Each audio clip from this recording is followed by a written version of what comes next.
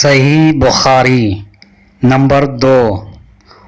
ام المومنین حضرت عائشہ رضی اللہ عنہا سے روایت ہے کہ حضرت حارث بن حشام رضی اللہ عنہ نے رسول صلی اللہ علیہ وسلم سے پوچھا، اے اللہ کے رسول، آپ پر وحی کیسے آتی ہے؟ تو رسول صلی اللہ علیہ وسلم نے فرمایا، کبھی تو وحی آنے کی کیفیت گھنٹی کی ٹن ٹن کی طرح ہوتی ہے، اور یہ کیفیت مجھ پر بہت گراں گزرتی ہے۔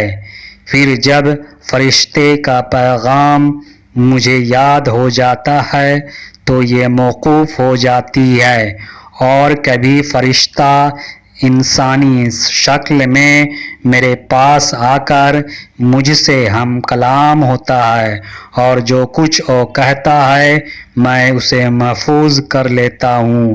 حضرت عائشہ رضی اللہ عنہا کا بیان ہے، میں نے سخت سردی کے دنوں میں رسول صلی اللہ علیہ وسلم کو دیکھا کہ جب وحی آتی تو اس کے موقوف ہونے پر آپ کی پیشانی سے پسینہ بہہ نکلتا۔